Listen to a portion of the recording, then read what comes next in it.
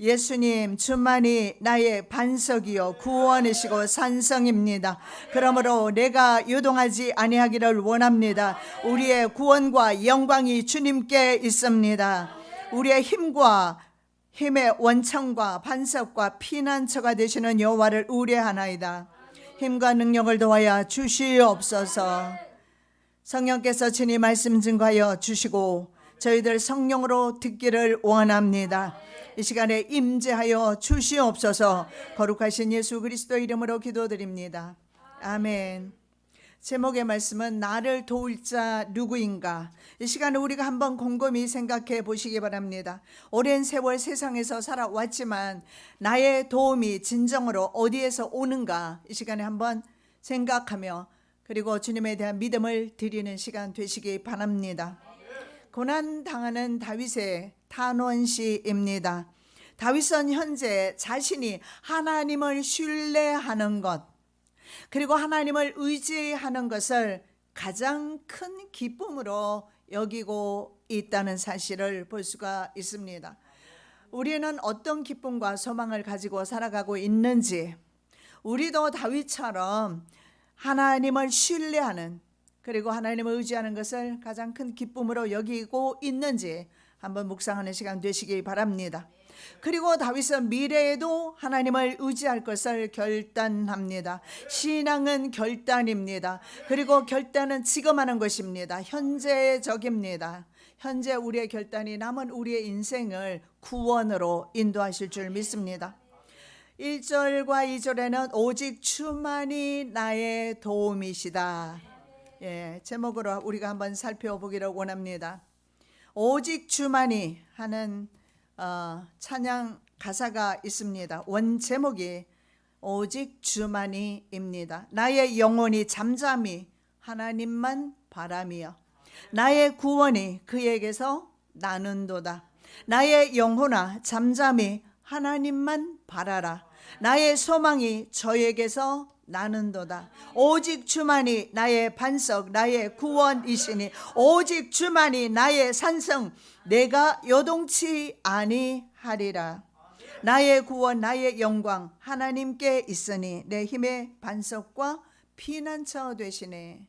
오늘 바로 시편 가사 내용이기도 합니다. 우리의 기쁨과 소망을 어디에 두고 살 것인가에 따라서 우리의 팔자가 내지는 우리의 남은 미래가 바뀌어지게 될 것입니다. 1절 말씀입니다. 나의 영혼이 잠잠히 하나님만 바라며 나의 구원이 그에게서 나는도다. 하나님만, 이렇게 말합니다. 하나님은 우리에게 하나님만 되셔야 할 것입니다. 만이라는 뜻은 하나님만 할 때 만이라는 것은 성경의 alone이라는 뜻입니다. 홀로입니다. 아크라고 합니다. 오직, 확실히, 이런 의미가 있습니다. 그래서 하나님만이라는 단어 속에서 바로 다윗의 믿음을 볼 수가 있는데, 이 alone이라는 단어는 1절, 2절, 4절, 5절, 6절 6번 반복해서 다윗이 가장 신뢰하는 분은 오직 여호와 하나님뿐임을 증거하고 있습니다. 어려움이나 위험한 일로 인해서 낙심되는 중에도 자신의 영혼은 오직 주님만을 바라볼 것을 선포하고 있습니다. 70인역에는 이렇게 번역하고 있습니다. 내 영혼이 하나님께 순종하고 있지 않습니까? 내 영혼은 누구에게 순종하고 있는가 생각해 할 만한 그런 내용의 말씀입니다. 다른 사람은 어떻게 생각하든지 어떤 말을 하든지 상관없습니다. 다윗은 오직 하나님만을 의지하기로 결단하고 자신의 영혼은 하나님만 의지하고 있습니다. 나의 구원이 from 그에게서 나온다. 누구에게서? 나의 구원이 누구에게서 나오는가? 우리는 이 믿는 믿음이 정말로 필요합니다. 우리의 구원은 오직 그에게서, 주님에게서 나온다는 사실입니다. 그래서 잠잠히 기다린다라고 말씀하는데, 이 잠잠이 두미야입니다. 두미야는 고요하다, 잠잠하다, 둠에서 파생된 단어입니다. 그래서 잠잠함 그리고 침묵을 의미합니다. 즉 나의 영혼이 오직 하나님을 향하여 고요합니다. 그런 문자적 의미가 있습니다. 정말 우리의 삶에 풍랑이 일고 있는데 내 영혼이 잠잠히 주님만을 바라고 있는 것은 정말 신앙의 고지에 올라선 사람만의 신앙이 될 것입니다. 주변 상황은 거의 풍랑 수준입니다. 그런데 과연 우리가 잠잠히 고요히 지낼 수 있을까? 조용히 하나님만 바라는 사람은 잠잠히 하나님의 때를 기다릴 것입니다. 다른 사람의 생각이나 주장에 신경 쓰지 말아야 할 것입니다. 나의 믿음은 오직, 나의 영혼은 오직 주님만 바라보기 때문에 그렇습니다. 통일 찬송가 503장 내용입니다. 고요한 바다로 저 천국 향할 때 주 내게 순풍 주시니 참 감사합니다. 2절 가사는 큰 풍랑 일어나 나 쉬지 못하나 이 풍랑 인연하여 더 빨리 갑니다. 순풍을 노래하고 있으나 풍랑도 있다라는 것을 말씀하고 있습니다. 인생 가운데는 풍랑과 순풍이 함께 온다는 사실을 시편 기자는 찬송가 작사자는 알고 있는 것입니다. 바람을 뒤로 하고 비행하는가 아니면 마주하느냐에 따라서 비행시간이 달라집니다. 저희 집을 갈 때 주지아주를 향해서 갈 때 올 때와 시간이 2시간 차이가 납니다. 그 이유는 한 번은 바람을 마주 보면서 바람의 저항을 다 맞으면서 비행기가 비행을 합니다. 그래서 시간이 훨씬 더 많이 걸려요.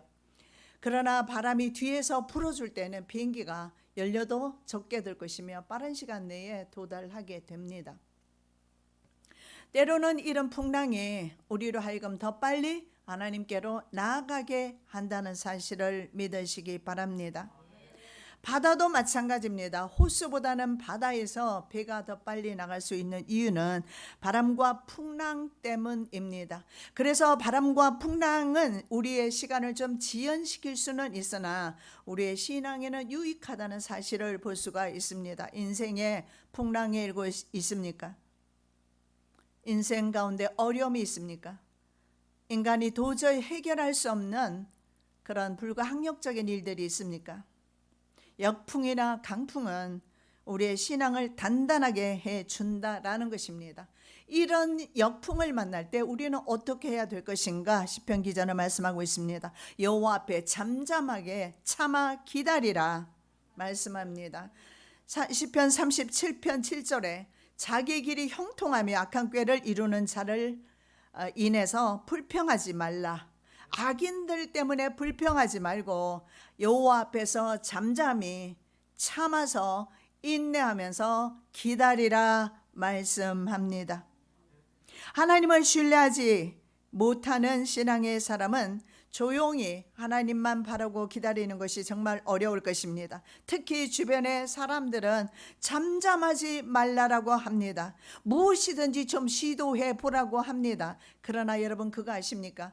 하나님께서 덫을 놓았을 때는 우리가 움직이면 움직일수록 인간이 시도하면 할수록 더욱더 옥죄어 와서 나로 하여금 꼼짝달싹하지 못하게 한다는 사실을요. 그래서 인생 가운데서 우리의 힘으로 할 수 없는 일들이 있을 때 그때는 비로소 내 영혼이 하나님만을 조용히 바라보는 것입니다. 실로 내가 내 심령으로 고요하고 평온케 하기를 젖된 아이가 그 어미 품에 있음 같게 하였나니 내 중심이 젖된 아이와 같도다. 아기가 젖을 물고 젖을 빨고 그리고 평안하게 엄마 품에 잠든 아이는 세상에서 가장 평온합니다. 우리 예수 믿는 사람의 상태는 풍랑 가운데서도 이런 고요함을 맛보는 것입니다. 풍랑이 일면 일수록 환란이 있으면 있을수록 우리의 심령은 더욱더 단단해지고 평안해지고 주가 주시는 기쁨으로 충만하게 될 것입니다. 오직 주만 나의 반석이시요 나의 구원이시요 나의 산성이시니 내가 크게 요동치 아니하리로다. 자, 구원은 여호와께로부터 나온다라고 말씀드렸습니다. 그러므로 구원이 하나님에게서 나옴을 신뢰해야 되는 것이며, 그리고 자기가 왜 잠잠해야 되는가 구체적인 근거를 들어서 말씀하고 있습니다. 오직 alone, ark, 하나님만이 바로 반석이시고 구원이시고 산성이시기 때문입니다. 산성에 비해서 모래 언덕이 있습니다. 이 모래 언덕은 비바람에 의해서 창수가 나면 그 모양과 형태가 변하게 됩니다. 그래서 원형 자체도 보존하지 못하고 심하게 훼손됩니다. 그러나 반석, 성경에 추르하고 원어에 그렇게 나와 있는데, 반석은 대적이 전혀 침범할 수 없는, 도달할 수 없는 아주 높은 큰 바위를 의미합니다. 시편 기자는 믿고 피할 수 있는 그 바위가 바로 여호와 하나님이심을 고백하고 있는 것입니다. 내 마음이 눌릴 때에 땅 끝에서부터 주께 부르짖으오리니 나보다 높은 바위에 나를 인도하소서. 시편 61편 2절입니다. 높은 바위. 그래서 성경에서 이 높은 바위 추르는 바로 하나님의 불변성을 의미합니다. 하나님은 변하지 않는다는 사실을 상징하는 것이 반석입니다. 우리가 반석 관련 찬송시가 많이 있습니다. 우리가 많이 부릅니다. 내가 찬송시, 반석이라는 찬송시를 부를 때마다 생각해야 되는 것은 하나님은 변함이 없다. 우리는 변하고 때로는 믿음에서 실족하는 경우도 있지만 우리를 향하신 하나님의 그 사랑은 변함이 없다. 우리를 향하신 하나님의 그 구원은 변함이 없다라는 사실을 믿으시면 되겠습니다. 가변성인 인간이 불변하신 하나님 안에서 흔들림 없이 견고하게 될 수 있습니다. 우리 인간은 가변적이에요. 늘 변합니다. 그래서 여러분, 사람 믿지 마십시오. 너 절대 이 말하면 안 돼 하면 하지 말라는 말까지 다른 사람에게 전해요. 사람은 믿을 수 없어요. 믿지 마십시오. 목회자도 믿지 마시고 남편도 아내도 믿지 마시고, 오직 우리가 믿고 의지할 우리의 산성은 불변하신 여호와 하나님이십니다. 하나님만이 불변이고 인간은 가변적입니다. 또 내가 내게 이르노니 너는 베드로라. 내가 이 반석 위에 내 교회를 세우리니 음부의 권세가 이기지 못하리라. 그렇습니다. 예수께서 베드로에게 피르는 락입니다. 돌멩이란 뜻이에요. 이 반석 위에, 예수 그리스도 위에 교회를 세우겠다. 피르를 바로 예수 그리스도 위에 세워주시겠다라는 약속의 말씀입니다. 그래서 베드로는 바로 예수님의 그 십자가의 길을 가게 되는 것입니다. 그러나 그가 육신의 몸으로 주님의 성령을 경험하지 못했을 때는 육신의 힘으로 살아갔고 주님을 부인할 수밖에 없었으나, 그러나 주님의 예언의 말씀은 성령님을 경험하면서 자신이 스스로 반석의 사명을 감당하는데, 왜냐하면 반석이신 하나님께서 그와 함께 하셨기 때문입니다. 여러분이 아무리 결단하고 결심해도 반석 되신 예수 그리스도께서와 여러분과 함께 하지 않는다면 우리의 인생은 언제나 흔들리기 마련인 것입니다. 어쩌면 우리는 늘 흔들 바위 위에서 살아갈지도 모르겠습니다. 얼마나 불안하겠습니까? 언제 떨어질지 모르는 그 바위 위에 있다면 말입니다. 우리 주님은 우리에게 반석 되십니다. 그래서 이렇게 말합니다. Upon this rock이라고 말합니다. 이 말은 뭐냐면 바위 위에라는 뜻입니다. 피르를 바위 위에 놓겠다라는 의미가 됩니다. 그러면 이 rock입니다. 이 반석은 무엇일까요? 바로 예수 그리스도입니다. 예수 그리스도 위에 피를 놓아주겠다.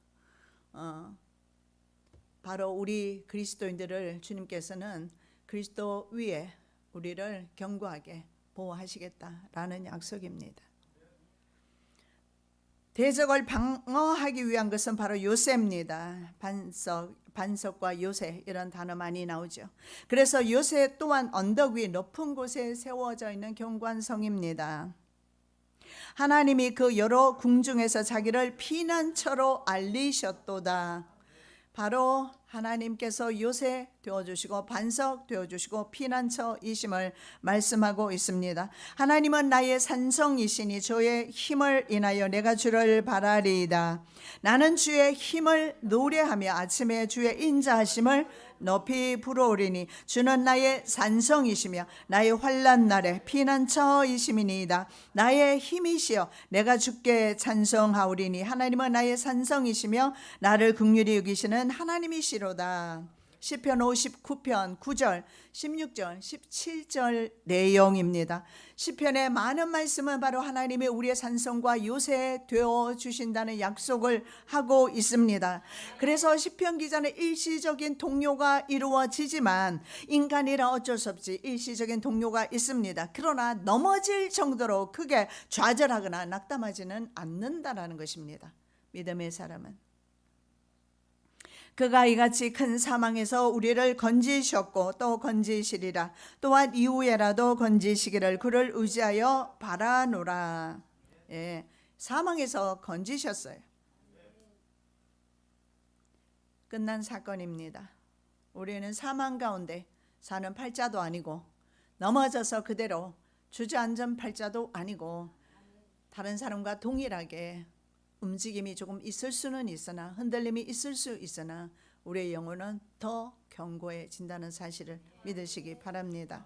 자, 3절 4절입니다. 흔들리는 담과 같은 신세가 되었다라고 시편 기자는 말씀합니다. 넘어지는 담과 흔들리는 울타리 같은 사람을 죽이려고 너희가 일제히 박격하기를 언제까지 하려느냐. 자, 대적들의 공격을 당하고 있는 시편 기자는 그들에게 언제까지 너희들 도대체 언제까지 나를 공격하겠느냐 의문문으로 질문을 던집니다. 그래서 더 이상 견디기 어려운 극한 상황에서 더 이상 감내하고만 있지 않겠다라는 강한 의지를 보여줍니다. 신앙은 결단입니다. 제가 오래전에 말입니다. 경제적으로 너무 어려웠을 때 매달 빌려야 했고 그리고 매달 빌릴 수밖에 없는 것이 월급 받아오면 그 돈 가지고 갚고 나면 또 없으니까 또 빌리게 되고 악순환이 거듭됩니다. 그러나 하나님께서 주신 말씀 결코 꾸어줄지언정 빌리지 않는다는 주의 말씀을 기억하고 결단을 하게 됩니다. 아주 오래전의 이야기입니다. 거의 한 40년 가까이 되어 가는데 결단하고 지금까지 나는 돈 꾸지 않습니다. 그 결단이 거의 40년간 저를 이끌어 오고 있습니다. 신앙은 결심입니다. 신앙은 결단입니다. 여러분 결단하지 아니하면 연단은 그 흔들리는 바위 위에서는 사는 우리의 삶은 오래 가게 될 것입니다. 바로 이런 극한 상황에서 도대체 너희들 언제까지 나를 공격하겠느냐, 내가 이제 당하지만은 않겠다라는 결단을 지금 하고 있는 거예요. 그리스도인의 결단이 필요합니다. 하나님에 대한 소망은 다윗의 영혼의 경관 다시 됩니다. 시인의 상태가 어떤 상태냐면 넘어지는 담과 같고 흔들리는 울타리와 같은 상태입니다. 언제 넘어질지 몰라요. 그것이 그리스도인의 모습일 때도 있습니다. 그런 한 사람을 죽이려고 대적자들은 여러 사람이 모의해서 공격해서 달려옵니다. 하나님이 계시지 않는다면 이 사람은 반드시 무너지게 되어 있다는 사실을 볼 수가 있습니다. 예, 인생 가운데 이런 불가항력적인 문제를 만나고 우선은 놀라고 답답하고 당황할 수 있습니다. 그러나 그리스도인은 결코 낙심하고 주저앉아 있지만은 않습니다. 우리가 사방으로 우겨쌈을 당하여도 쌓이지 아니하며 답답한 일을 당해도 낙심하지 아니하며, 이것이 그리스도인의 믿음입니다. 욥은 10자녀를 잃었습니다. 그리고 모든 재산을 잃었습니다. 그리고 믿음을 지키고 있었습니다. 그러나 발바닥부터 정수리까지 욕창이 나기 시작하면서 고통 중에 있을 때 아내가 이렇게 말합니다. 자기의 순전을 굳게 지키느냐, 하나님을 욕하고 죽어라, 악담을 합니다. 비로소 욥은 자신의 완전한 믿음의 모습을 버리기 시작하고 참고 있던 자신의 속마음을 3장부터는 쏟아내기 시작합니다. 그 후에 욥이 입을 열어 자기의 생일을 저주하니라.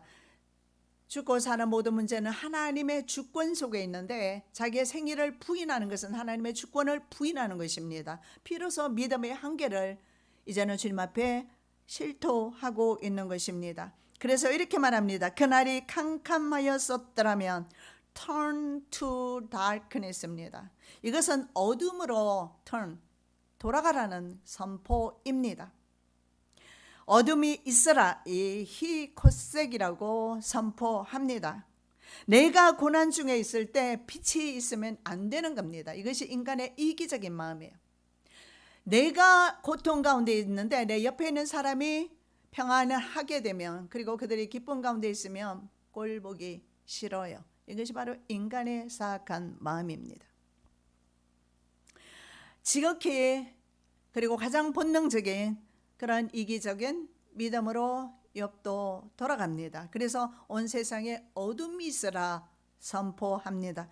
여러분 알 겁니다. 창세기 1장 3절에서 하나님께서 빛이 있으라 말씀을 하셨습니다. 그렇다면 이 하나님의 선포를 역행하는 그런 선포를 하고 있는 것입니다. 하나님은 빛을 원하는데 욥은 세상에 어둠이 임하기를 원합니다.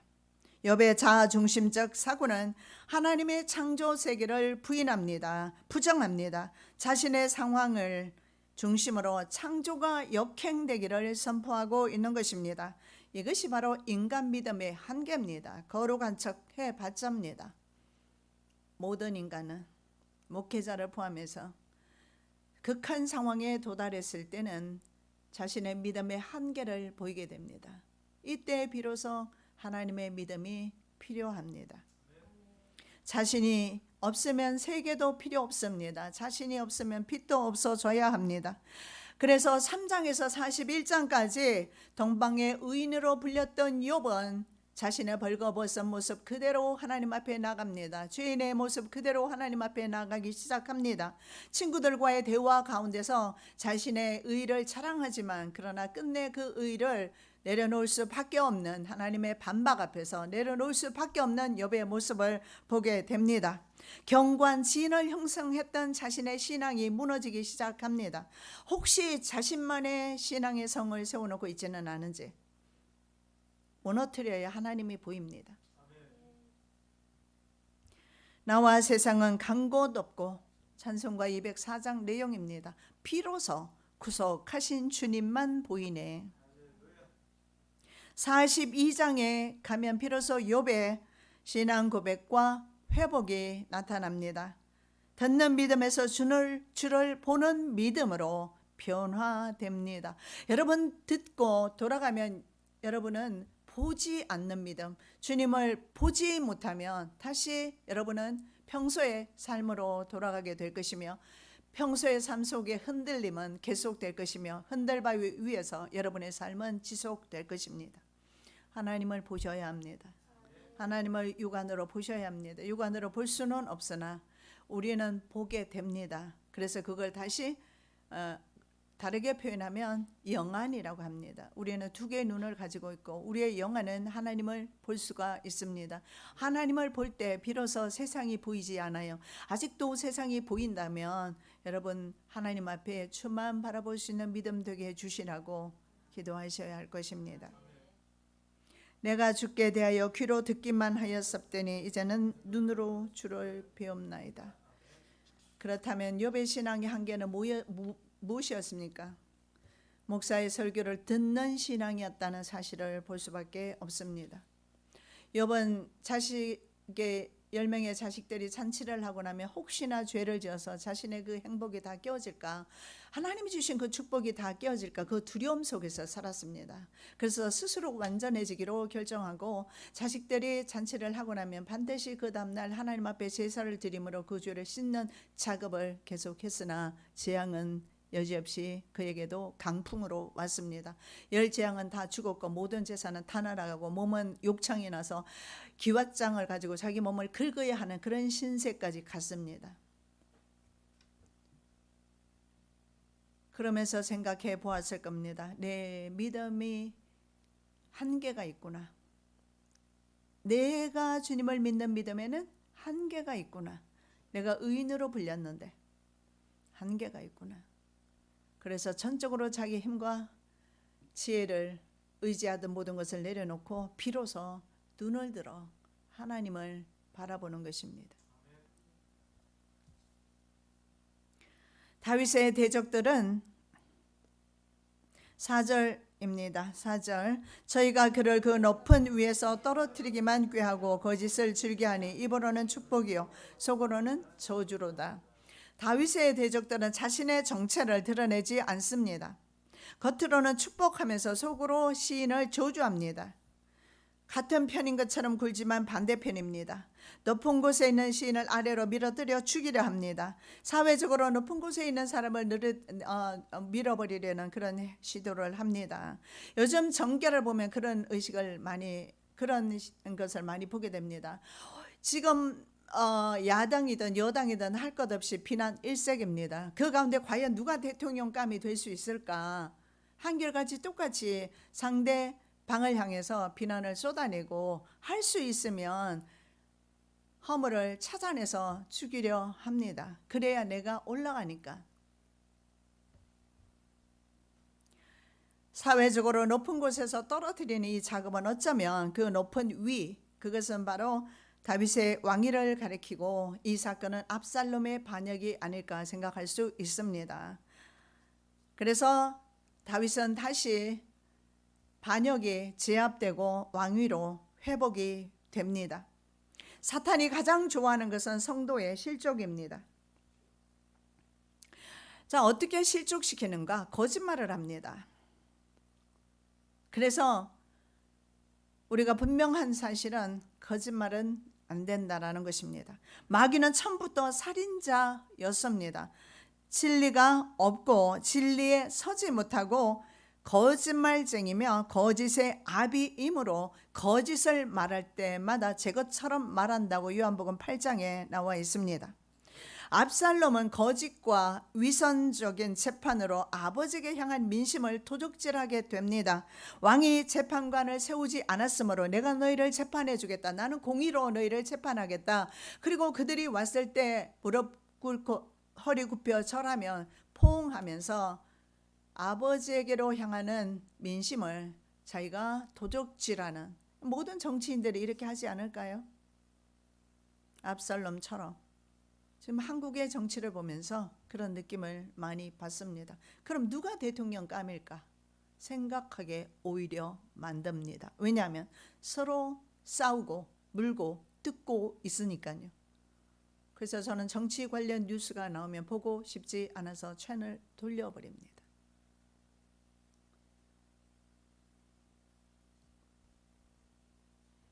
거짓말쟁이의 아비는 마귀입니다. 정치인은 우리가 뽑을 때 정직한 사람을 뽑아야 할 것입니다. 우리 그리스도인은 정직한 사람이어야 할 것입니다. 입에 붙었다면 우리 입에 붙어있는 거짓말을 떼어내시기를 바랍니다. 거짓말은 마귀에게 속했기 때문입니다. 자, 5절에서 7절은 하나님께 이제 신뢰를 또 한번 결심합니다. 하나님께 그래왔던 것처럼 믿음을 드리는 것입니다. 5절입니다. 나의 영혼아 잠잠히 하나님만 바라라. 대저 나의 소망이 저로 쫓아나는도다. 1절에서는 평서문으로 쓰였습니다. 3절에서는 의문문이 이제는 자신의 영혼에게 이렇게 명령문으로 말하고 있습니다. 자신의 영혼이 바로 이 환경과 이런 대적들에게 명령할 것을 자신이 선포하고 있는 것입니다. 자, 무너진 담 같은 시인은 이제 다시 하나님만을 잠잠히 기다리기로 결정합니다. 상황을 봤을 때 아직은 그런 어려운 환경 가운데 있습니다. 그럼에도 불구하고 신앙은 언제나 선취적입니다. 먼저 이루어지는 것입니다. 그래서 자기 자신이 먼저 앞서 나가서 믿음을 선포하고 있는 것입니다. 믿음이 먼저 나가지 않으면 환경은 변화되지 않습니다. 환경 변화가 먼저가 되기를 늘 기도하지만 환경은 언제나 그대로입니다. 그 이유는 내 믿음이 함께하지 못하거나 내 믿음이 먼저 나가지 못하기 때문에 그런 것입니다. 잠잠히 기다리는 이유는 소망이 그에게서 나오기 때문입니다. 다윗의 가장 우선되는 소망은 하나님의 구원입니다. 사람의 구원이 아닙니다. 다윗은 어쩌면 과거의 이스라엘 역대 왕들이 그렇게 했던 것처럼 애굽이라든가 바벨론이라든가 아수르 이런 나라들을 의지하지 않았어요. 아들이 반역했을 때 외세의 힘을 빌어서 내지는 다른 어떤 사람의 도움을 통해서 왕권을 회복하려는 노력을 하지 않았어요. 심지어 시므이가 이 비루한 자요, 이 개 같은 자요 이 말이에요. 그런 소리를 들으면서 요압이 가서 저를 죽여버리겠습니다 했더니 죽이지 말라. 하나님이 내게 저 사람의 입을 통해서 말씀하고 있지 않느냐. 받아들이는 거예요. 내가 우리아를 칼로 죽이고 남의 아내를 밧세바 남의 아내를 취하고 그래서 내가 또한 칼로 지금 하나님의 심판을 당하고 있지 않겠는가. 스스로 자신의 허물을 돌아보면서 이제 승리하든지 실패하든지 하나님의 처분만을 기다리며 잠잠히. 여러분 환난 당할 때 머리 치켜들면 맞습니다. 더 환난이 오거나 어려움이 왔을 때는 조용히 고개 숙이고 무릎 꿇고 앉아 있는 것입니다. 말도 필요 없습니다. 사람의 도움도 필요 없습니다. 다윗은 어떤 누구의 도움도 필요치 않았습니다. 왜냐하면 주님 구원이 주님께로부터 나오기 때문에 주님만을 의뢰하기로 결심했기 때문입니다. 오직 저만 나의 반석이시요 나의 구원이시오 나의 산성이시니 내가 요동치 아니하리로다. 6절 말씀은 2절 말씀의 반복입니다. 오직이 나오죠. 오직. 그리고 하나님만 할 때 같은 단어입니다. 아크입니다. allone입니다. 주님만 나의 반석입니다. 나의 구원입니다. 나의 산성이십니다. 믿음은 말입니다. 더 많이 행사할수록 그 믿음은 점점 더 적극적이 됩니다. 믿음의 승리를 경험한 사람은 승리를 더 사모하게 되어 있습니다. 그러나 믿음의 실패를 거듭한 사람은 실패밖에 한 것이 없기 때문에 실패에 습관적이 되어 있습니다. 그래서 실패가 몸에 배어 있어서 실패를 하게 됩니다. 여러분 세상에서도 동일해요. 실패를 많이 한 사람은 실패에 젖어서 평생을 자신의 인생을 허비하는 모습을 보게 될 것입니다. 그러나 성공해 본 사람은 이미 성공에 익숙하기 때문에 계속해서 성공을 경험하게 됩니다. 신앙도 마찬가지예요. 하나님 앞에 기도하고 구했던 것들이 하나님을 통해서 이루어지게 되고 응답이 있게 될 때 그 재미를 맛본 사람은 그 재미 때문에 계속 하나님께 적극적으로 믿음으로 계속해서 정치하는 믿음으로 나아가게 되는 것입니다. 오늘 다윗이 바로 하나님께 신뢰를 결심한 것처럼 말입니다. 이스라엘 백성은 늘 이집트의 고기와 왜, 부추 등을 사모합니다. 그래서 믿음으로 주님을 섬기는데 실패합니다. 이런 이스라엘의 역사를 본받지 않는 저와 여러분 되시기 바랍니다. 7절입니다. 나의 구원과 영광이 하나님께 있으며 내 힘의 반석과 피난처도 하나님께 있도다. 여러분 어떻게 더 이상 우리의 힘과 능력 되시는 여호와를 이보다 더 아름답게 찬양할 수 있을까요? 구원과 영광이 하나님께 있다. 내 힘의 반석도 피난처도 하나님께 있도다.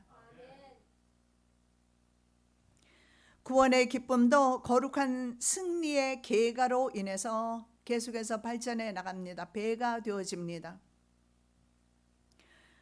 대적도는 하나님이나 사람들의 맺은 관계를 파괴하려고 공격합니다.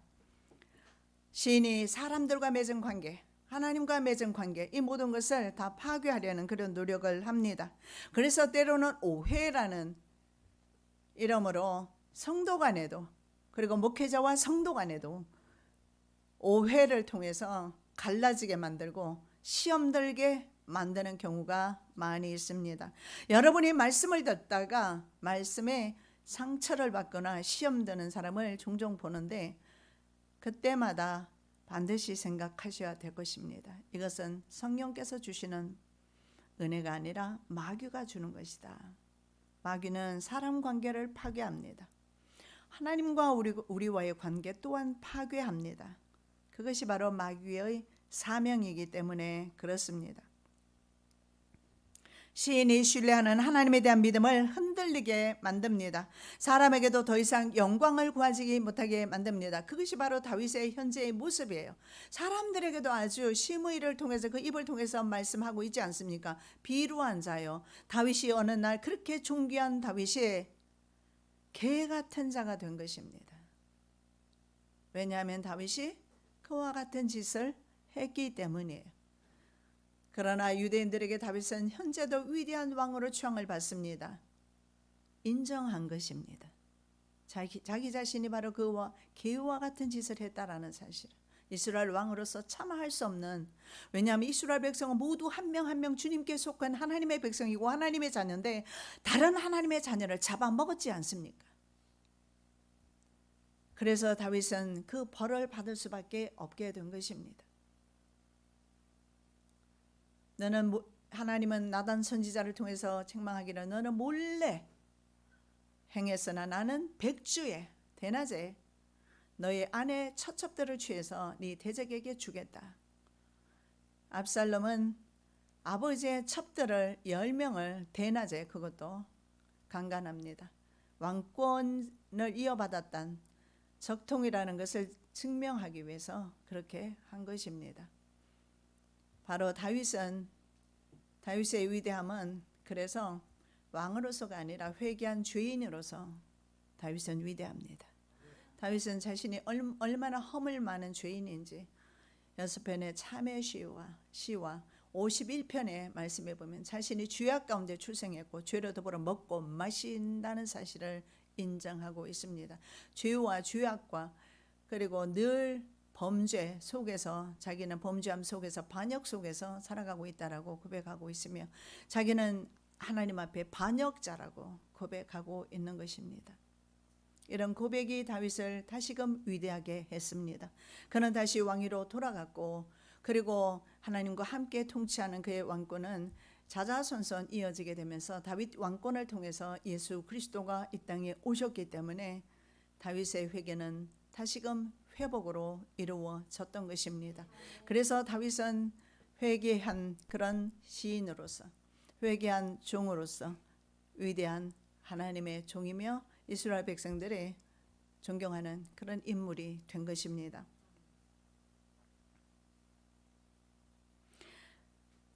구원과 영광은 더 이상 이제 사람에게도 영광받지 못하고, 그리고 하나님에 대한 믿음까지도 흔들리는 상황입니다. 그런 상황 속에서도 시인은 찬송하기를 구원과 영광은 사람에게 달린 것이 아니고 하나님께 달려있다는 사실을 믿고 하나님을 의지하기로 결심하고 결단하고 하나님 앞에 신뢰를 드릴 때에 회복이 됩니다.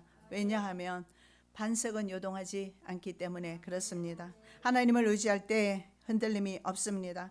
사람은 흔들려도 반석이신 하나님은 결코 흔들림 없습니다.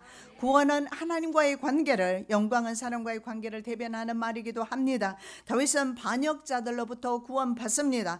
사람과의 관계에서도 회복이 됩니다. 사람과의 관계에서 완전 일그러져 있습니까? 하나님을 의지해야 돼요. 사람을 찾아가서 회복하려고 하면 더 악화됩니다.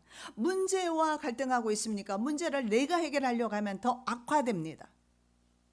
하나님을 의지할 때, 내려놓고 하나님을 의지할 때 문제가 해결될 것이며 실타래가 엉켜진 실타래가 풀어지게 될 것입니다. 인간은 하나님이 만든 그 얽혀있는 실타래를 인간이 만지면 만질수록 더 얽혀진다는 사실을 믿으시기 바랍니다. 하나님께 올려드리면 하나님은 풀 수 있어요. 여호와를 기뻐함으로 땅의 높은 곳에 시편 기자는 다시 서게 됩니다. 신앙의 높은 곳에 서면 각종 세상 문제들은 상대적으로 작게 보입니다. 하나님의 시야를 가지고 하나님의 시각을 가지고 세상을 바라보고 문제를 바라보면 작습니다. 여러분 비행기 안 타보셨습니까? 저는 비행기를 엄청 많이 타서 비행기를 탈 때마다 느끼지만 집은 전만하게 보이다가 나중에는 보이지도 않아요. 과연 하나님의 나라에서 우리의 모습이 보일까? 하나님이시니까 보이실 겁니다. 작은 점에 불과한 것이 인생이고 우리가 그렇게 신뢰하는 집입니다. 물질입니다. 하나님과 동일한 믿음 위에 높은 곳에 서서 내려다보면 전부 작게 보여요. 사자 제국으로 불렸던 바벨론이 예루살렘을 점령하게 됩니다. 그런데 하박국 선지자의 신앙의 고지는 침범하지 못합니다. 바로 하박국 선지자의 신앙 고백입니다. 주 여호와는 나의 힘이시라. 나의 발을 사슴과 같게 하사 나로 나의 높은 곳에 다니게 하시리로다.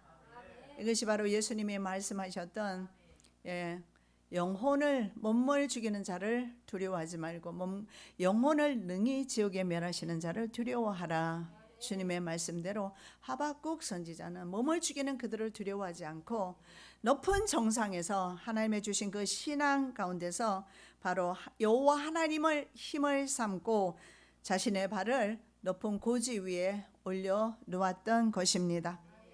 살아계신 여호와 하나님 아버지 감사합니다. 나도 하박국 선지자의 신앙 고백을 하기를 원하며 우리도 다윗처럼 허물 많지만 다윗의 신앙 고백을 하기를 원하나이다. 주 여호와는 나의 힘이십니다. 나의 발을 사슴과 같게 하여 나로 하여금 높은 곳에 다니게 하여 주실 줄로 믿습니다. 내 신앙이 아닌 하나님 믿음으로 살기 원합니다. 내가 쳐놓은 신앙의 울타리 걷어주시고 하나님 주시는 그 믿음으로 살게 하여 주시옵소서. 거룩하신 예수 그리스도의 이름으로 기도드립니다. 아멘.